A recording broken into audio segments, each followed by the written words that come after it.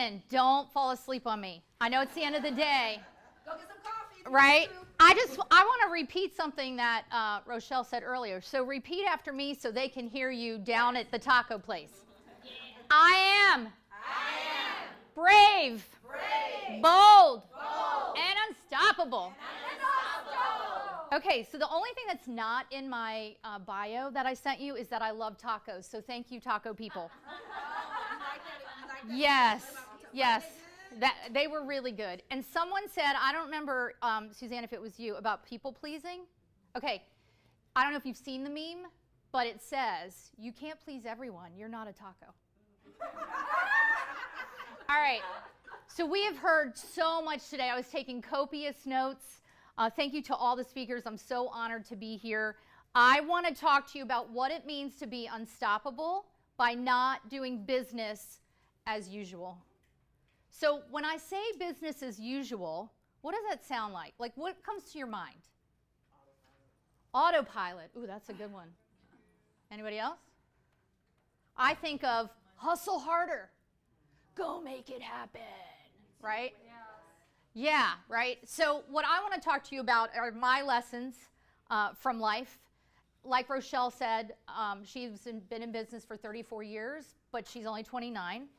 So I've been in corporate America previously for 25 years, and I'm only 29. So there we go. But I'm going to share a little bit about my story today, and then I'm going to walk you through what is my 4 keys framework for redefining hustle. And I'll tell you what that means in just a minute. So a little bit about me. This is me. Who am I to talk to you about this? Well, I am a recovering driver, striver, and achievement chaser. For 0 to 46 years of age, I subscribed to this very famous line from a very famous movie called Talladega Nights, which is, if you ain't first, you're last. Because growing up to the oldest of 4 to a single mom and growing up in and out of poverty in Prince George's County, I thought, I got to go make it happen. I got to make some money because money is going to be my savior. Hold that thought for just a second. So I was always striving for the next achievement. I always had to be first. I had to get it done faster. And I always wanted to break that glass ceiling because this is what we've been taught all our lives, right? So I was a go-getter. When I was in corporate, my nickname was Pitbull because in sales, I would get on that and I wouldn't let go until you told me no. And I don't know if you know this, but some people are afraid to tell you no. They're like afraid of this 2 little word. And I would literally hang up from a client and I would look at my phone and say, oh, I'm going to keep calling you till you tell me no. Because I'm coming for you. This is how I approached everything. So, on October 4th, 2014, I woke up. I had had 26 years in corporate America. At that point, I had 4 years of a multi-level marketing business. I was very successful. I was the primary breadwinner. My husband was a stay-at-home dad. And I had transferred my tenacity from corporate into my MLM because, like, why wouldn't I go to the top? Like, where else would I go? But when I woke up that beautiful fall day with the Mercedes in the driveway and the big house, but a huge crushing financial debt over our life because I had been let go from my job 2 years prior and my MLM hadn't replaced my income, I looked in the mirror and thought, this is not what I thought this was going to feel like. I had all the outward success, but inward turmoil. So what did I do? I called up a mentor who I knew for sure was going to tell me, you just got to do more and keep going. And she said 2 things. She said, you don't know who you are or whose you are. And she said, do you have a relationship with Jesus? Now, I want to stop there because that may not be your belief system, and that is totally okay. You're going to see the word God on my slides because that's my story. But these 4 keys that I'm going to share with you are applicable anywhere. But here's the deal. When she said that to me, I was face down on the floor. And I looked up, and he was like, girl, why don't you let me drive for a little while, and you hold this map? Over the next 4 years, he transformed my life, peeled away layers, and brought me into this career of coaching that I had 0 intention of doing. But you know when God's like, come this way, and you're like, no, that's not my plan. That was me. So This is me just giving glory to God. That's my husband, Brian. We'll be married 30 years in January. He is not an entrepreneur, and he doesn't get it.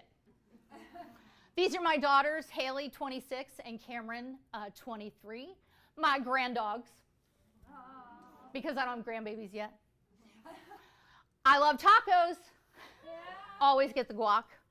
This is me coaching high-achieving women, my Redefining Hustle podcast, and my book, which is back on the table. This is a shameless plug. Please come buy my book. So that's who I am to talk to you about this. You're here because you want to be unstoppable. In fact, I want you to know you're already unstoppable. But I want to show you how to do this without caving to business as usual.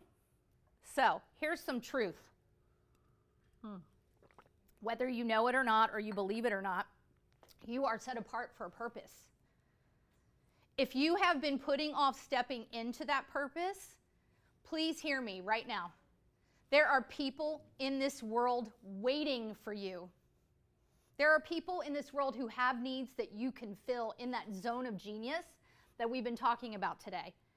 But if you don't step into that role, they may not hear the message that they need to hear. You're set apart, and it says that in Ephesians. You can look that up. You are equipped to do everything that he has called you to do. Laura, the Shirley story, when she shared that story earlier, what came to mind for me was this.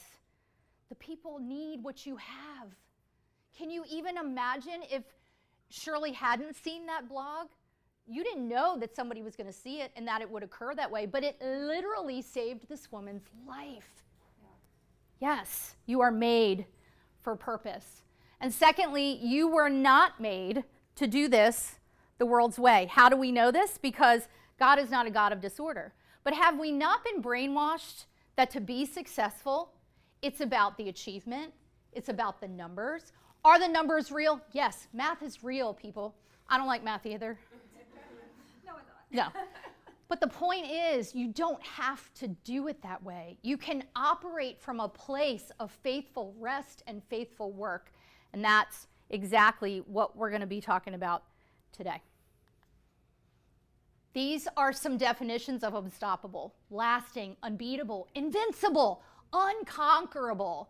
We talked about persistence earlier. We talked about commitment earlier. All of that is true. But so often the world wants you to believe that it's all about the hustle.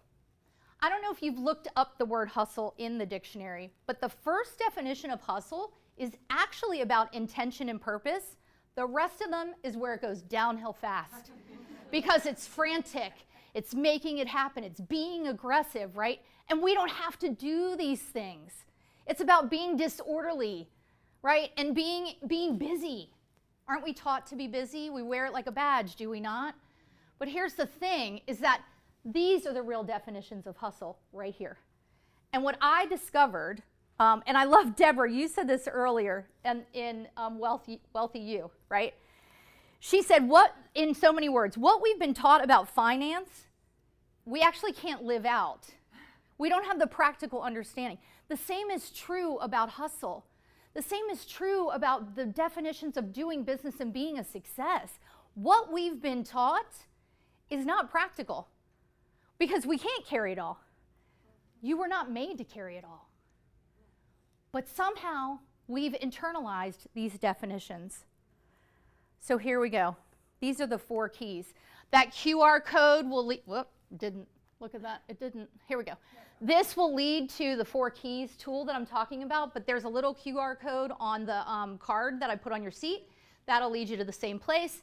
That'll put you on my email list as well. So these are the foundational keys that the Lord really gave me when he was like, now that I've pruned you, still going on, go teach my ambitious daughters how to do this my way. Define, direct, discipline, and develop. So what does this mean? Let's take a look first at define. How do you define unstoppable? How do you define unstoppable? How do you define unstoppable? It's different for every one of us. Why is that possible? Because we all are a unique creation. If I tried to yield Laura's fruit and Laura tried to yield Suzanne's fruit, we'd be lost. Do you ever see an apple tree go, man, those oranges, they look so good, and they're so juicy, and you peel the skin off of it. Like, why can't I make oranges? No, no, no. So understand that you've got to define what unstoppable means for you. You've got to define what is important and why it's important in your business journey. You've got to start there, because if you're trying to work in that zone of genius and you're constantly looking left and right at what everyone else is doing, you're not going to make progress. If you're trying to serve everyone, go ahead, say it. You're serving no one. So you got to get clear on what that is. And if you are a believer, you've got to ask God, Lord, what does this mean for me? I'm made, straighten your crowns, ladies, because if you haven't read Genesis, we, women, are the crown jewel of creation. And he said it was very good. Not just good, very good, right? But you've got to ask him what that means for you. Crystal, you talked about your path and your passion. That passion and expertise is your zone of genius. Friends, I'm here to tell you, if you don't learn to redefine hustle, then you will burn out. You won't be able to love your business when it's not loving you back. We cannot do everything.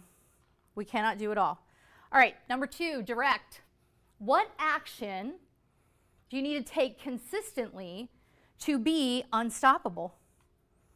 And what is God directing you to do? So I have a daily business meeting with the Lord, and I'm like, okay, here's my plan. Have you ever heard that you make plans and God laughs? Yeah, every day, every day. I sometimes think he's like, what are you thinking? But I'm going to let you go do it because you have free will. And inevitably, I come back and I'm like, wrong, so wrong, so wrong. So you've got to ask yourself, what are those consistent things that you need to be doing to be unstoppable?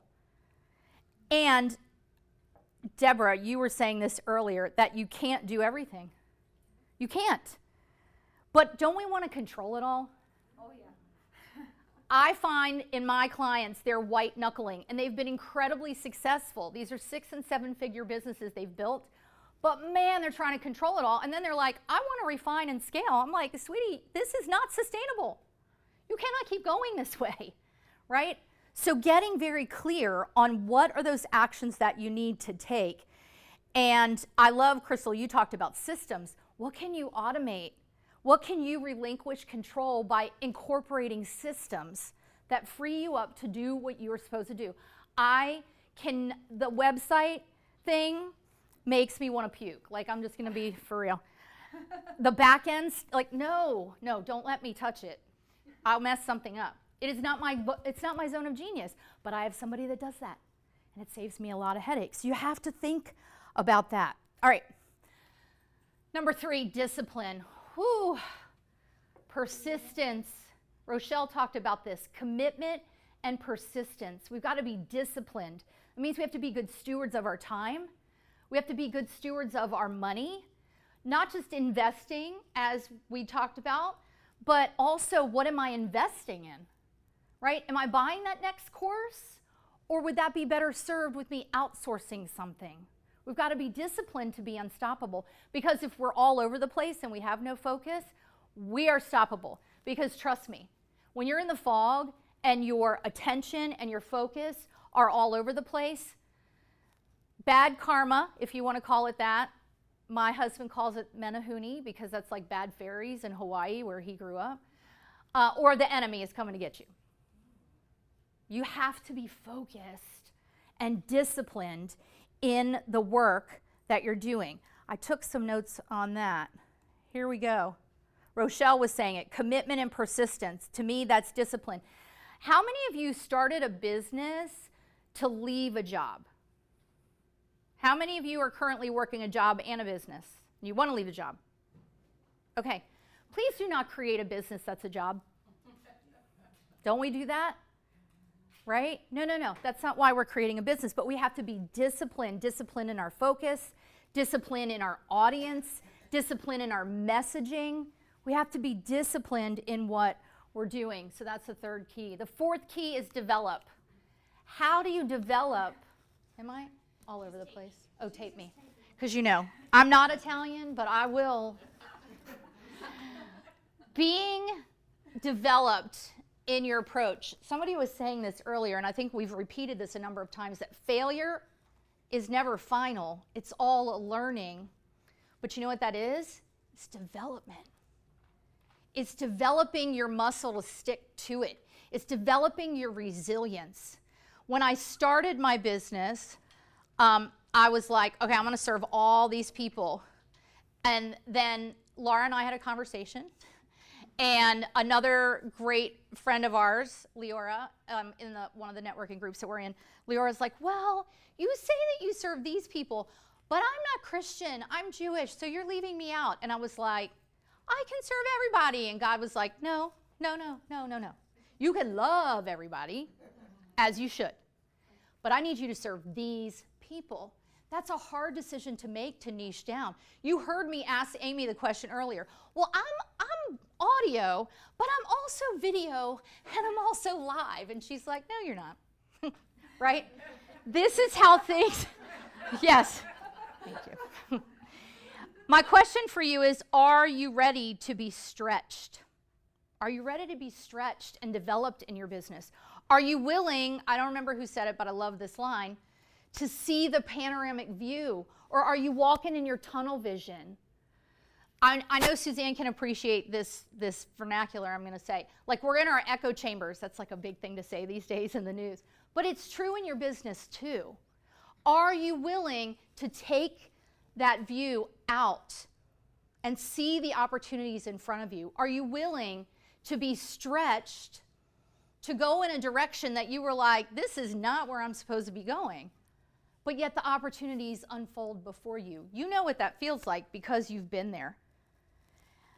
And this development that happens is what takes you to the next phase and the next season. For those of you in business, the reason that this, all of you are in business, duh.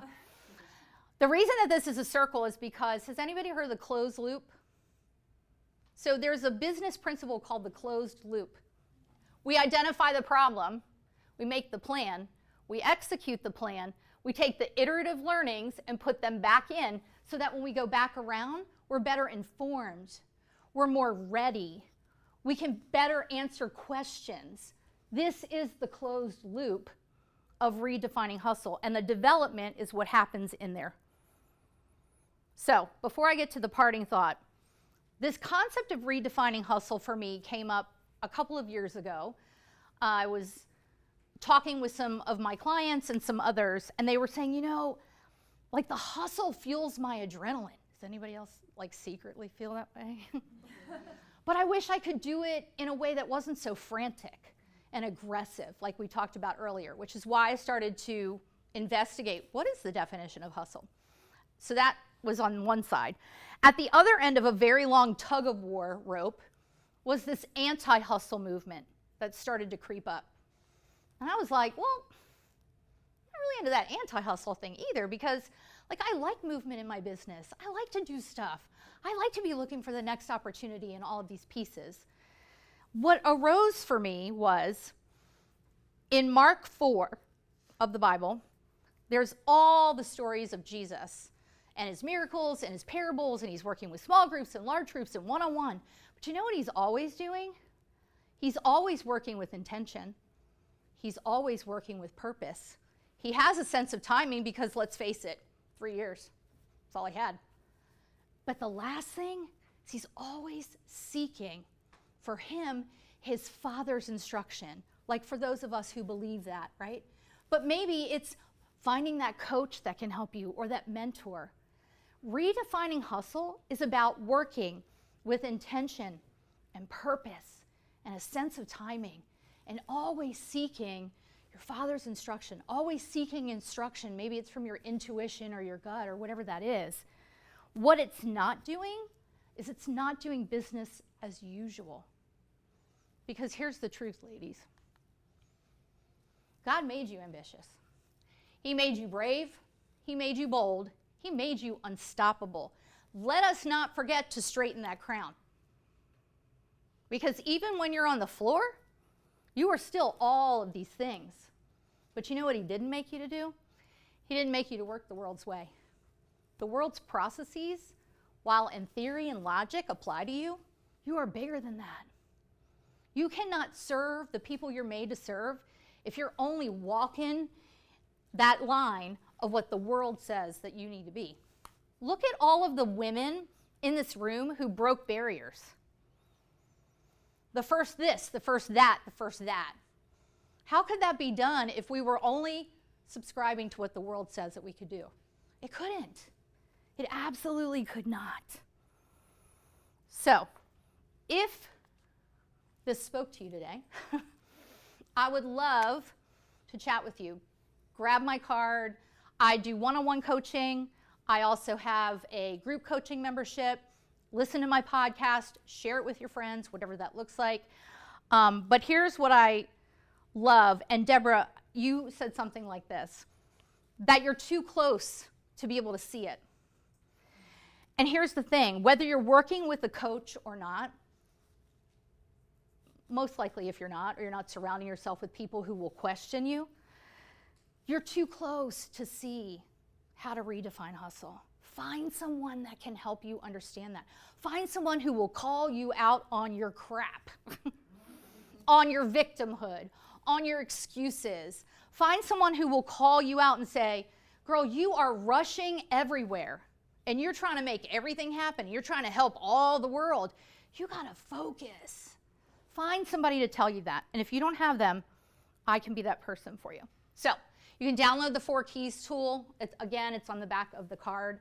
Rochel, thank you. This has been an incredible day. Can we just give a hand to Rochel?